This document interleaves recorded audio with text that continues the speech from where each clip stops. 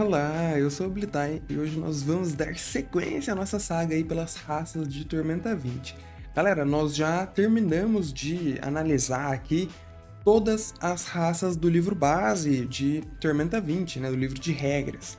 E agora nos restou apenas algumas raças ali do Ameaças de Arton, tá? Então deem uma olhada aí na playlist na descrição, deem uma olhada aí no feed do canal, que vocês vão ver.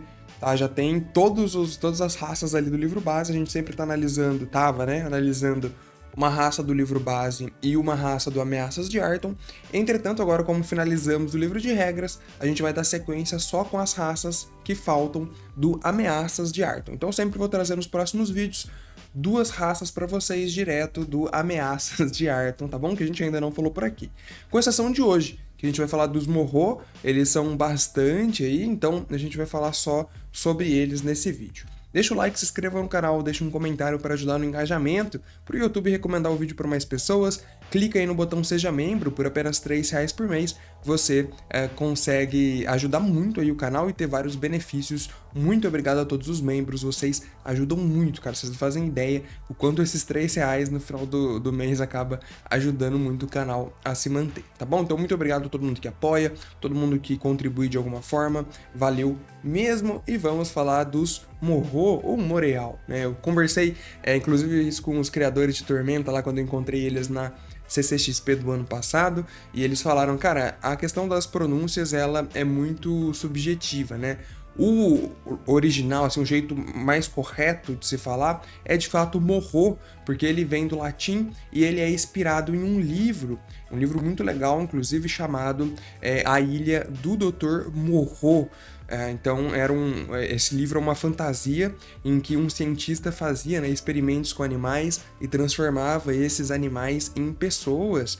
Eles tinham uma consciência ali de fato. É um livro muito antigo, muito famoso, do H.G. Wells, que já escreveu vários outros livros famosos aí. Com certeza você já ouviu falar de algum livro dele. É um escritor muito renomado. Esse livro, inclusive, ele foi lançado pela primeira vez em 1896. Então é um grande clássico aí que existe na história da humanidade. E os Morro de Tormenta 20 foram diretamente inspirados aí por essa obra, tá? Então pode falar Moreal, pode falar Morro, eles vêm lá diretamente da Moriânia, que é um canto, né, exclusivo aí do mapa, um canto que foge da grande Arton em si, mas que tá lá, é um continente explorado e tudo mais. E, inclusive, no Atlas de Arton a gente tem bastante informações sobre a Moriânia. Um dia eu ainda vou fazer um vídeo aí pra vocês, talvez esteja no canal, dá uma olhada por aí. O que são os Morro ou Moreal? Eles são criaturas, galera, humanoides, mas que têm heranças de animais, eles têm características muito fortes de animais. Em Moriânia, eles cultuam muito a Lihana e Megaloc, que eles têm nomes diferentes, inclusive, para essas divindades, mas elas são as principais divindades do país e elas têm uma história, né, diretamente ligada aí com a história de Moriânia em si. É uma história muito bonita, inclusive, e que eles pregam muito na sua cultura essa questão de viver em harmonia com os animais, e então eles têm heranças animalescas. Os Morro, eles se dividem em duas opções, a gente vai ver isso aí. Tem aqueles que têm de fato uma herança forte, que são esses parecidos aqui com a da imagem que a gente está vendo, né? A gente consegue distinguir muito bem a herança de cada um, então tem a herança da coruja, herança da raposa, herança do touro e tal. Mas também existem os humanos de Moriânia, que aí vão ser humanos normais, né? Você vai pegar a raça humano mesmo. A única diferença é que eles vão ter uma característica menor de animais. Então, por exemplo, o cara ele é um humano, mas ele tem uma orelha de gato, ou ele tem um rabo ali de gato. Então ele é um ser da Moriânia, é um humano da Moriânia, mas ele vai atuar como um humano normal. O que nos interessa aqui no vídeo de hoje são aqueles que possuem a herança mesmo, aqueles que têm uma característica humanoide com várias heranças animalescas, tá? Basicamente, eles refletem ali o que eles chamam de 12 animais sagrados, que seriam, me lembrou, né, muito na primeira vez que eu vi isso aqui, os animais do signo do zodíaco chinês, né, que são 12 também, não são os mesmos animais, mas lembra um pouco, né, as características ali por falar desse modo. Basicamente, então, esses irmãos selvagens, que são a Lihana e Megaloc, tem muita influência sobre eles, e teoricamente foi quem deu essa essa chave aí de herança, né, para eles, tem uma história muito legal por trás. Apesar de tudo isso, eles são humanos, são criaturas humanoides, têm consciência, têm uma cultura muito parecida com a dos humanos, vivem em civilização. A única diferença é que dentro da civilização dos Morro, eles são habituados a sempre conviverem com animais, até mesmo no meio da nobreza. Então eles têm essa cultura aí muito interessante de viver em harmonia com a natureza e respeitando muito, né, os animais que vivem nela. Algo muito interessante e prezado. Se você quer ver um morro na prática, a gente tem um que é inabitual, né? A gente tem o morro do pavão, lá na nossa campanha de guerra artoniana. Dá uma olhada aí na descrição, vai ter o link para vocês. Esse morro do pavão a gente criou especificamente para essa campanha de guerra artoniana e é muito legal esse personagem, tá? Quem conhece aí já sabe como ele é, mas tem também aí a possibilidade de você conhecer clicando no link na descrição. Vamos falar um pouco das heranças, tá? Então, o Ameaças de Arton, ele traz essas características aqui pra gente, então fala tudo isso que eu acabei de falar para vocês, que eles, apesar de serem animais, se consideram civilizados, sofisticados, que eles enxergam ali a proximidade dos animais de onde eles vieram e vivem em harmonia. E aí o Ameaças de Arton, ele traz algumas ameaças aqui pra gente, né? Afinal de contas é o escopo do livro, para você utilizar nas suas campanhas, mas logo depois ele vem e traz as habilidades de raça com essas heranças que eu comentei e são muito interessantes. Então você vai ver que ele traz aqui, a gente não vai falar de cada uma delas, eu vou passar geral aqui para vocês verem, mas percebam que tem heranças de vários animais diferentes. Então olha, coruja, hiena, búfalo, coelho, raposa, crocodilo, serpente, gato, leão, lobo, tem um monte de características que você pode utilizar. O morcego, inclusive, ele é muito legal aí. E ele faz o seguinte, tá? Como que é dividido essas habilidades de raça dentro dos Morro? Eles sempre trazem pra gente os pontos, né, em atributos que condizem ali com o animal da herança que vem. Então ali, por exemplo, o da hiena, ele vem com sabedoria 1 e mais 1 em 2 atributos à sua escolha.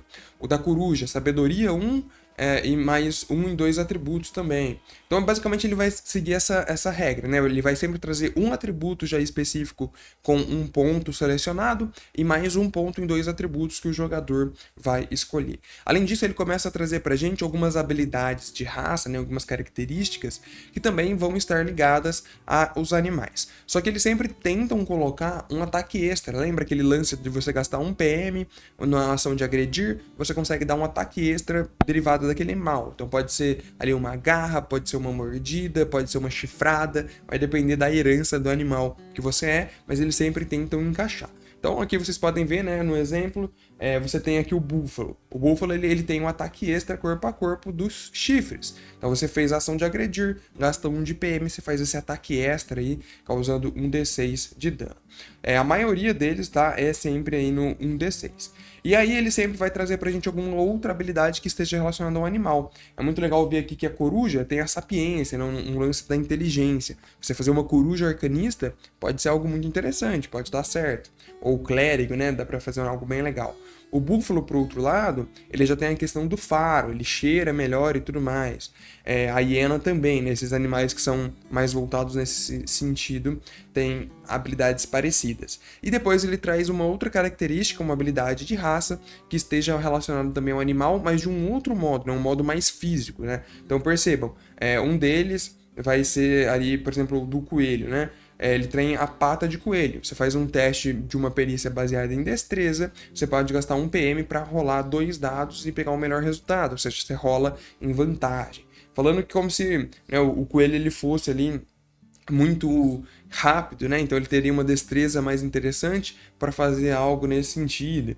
E aí ele traz habilidades sempre ligadas aos animais. Vale muito a pena você dar uma olhada aí para ver qual você acha mais interessante nesse sentido. Um dos que eu mais gosto tá aqui embaixo, né? Eu acho muito legal você jogar com a herança do lobo ou a herança do leão, mas a do morcego eu confesso que me chamou muita atenção por ser um animal inabitual, né? Por exemplo, o leão, a gente já consegue ver, em D&D tem leão. Agora o morcego eu nunca tinha visto e eu achei muito legal. O morcego em especial ele vai ter destreza 1, então você, né, já consegue fazer várias coisas ali, começando com 1 de destreza, mais 1 em 2 atributos à sua escolha. Ele tem a questão do voo, né, da asa, então você sempre vai estar voando, ignorando o terreno difícil, o que já é uma vantagem interessante. Você é imune a dano de queda, menos que esteja inconsciente, várias coisas, habilidades de outras raças que nós já vimos por aqui, que são reaproveitadas nesse caso. Mas o que realmente chama atenção, você pode gastar um PM para ter uma velocidade de voo maior,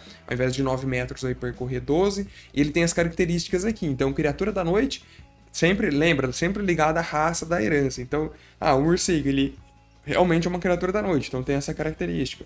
Ele vai ter visão no escuro, mais 2 em furtividade e percepção. Já dá para você fazer ali um caçador, um ladino bem interessante. E ele tem a ecolocalização, que também é uma característica vinda diretamente do animal de origem, que é o morcego. Você pode gastar 1 de PM para receber percepção às cegas e alcance médio, em alcance médio, por uma rodada. Um PMzinho para você não ser surpreendido ali, né? Evitar aquelas situações de camuflagem, bem interessante para as campanhas que fazem valer, mas o que eu quero que vocês percebam é que cada herança ela vai se adaptar muito legal para que um jogador queira. Então dá para você fazer, por exemplo, um time, uma PT aí de Tormenta, só com as raças de Morro, né? Você pega cada um, o Coruja vai ser o arcanista, o Búfalo vai ser o, sei lá, o tanque aí da parada, vai ser um cavaleiro. E aí você vai selecionando, né? A Raposa vai ser o Ladino. Dá pra você fazer um time só de jogadores de Morro e é algo realmente bem interessante, né? Inusitado que a gente não viu antes, né? Imagina um grupo que veio lá de Morro com um objetivo e tal. Cara, dá pra fazer uma campanha muito interessante mesmo. Comenta aí se você já jogou dos Morro, se você curte essa raça. Eu achei muito interessante o conceito que vem por trás, até porque você pode fugir dos estereótipos. Então, a gente tinha, por exemplo, tem o Morro da Serpente.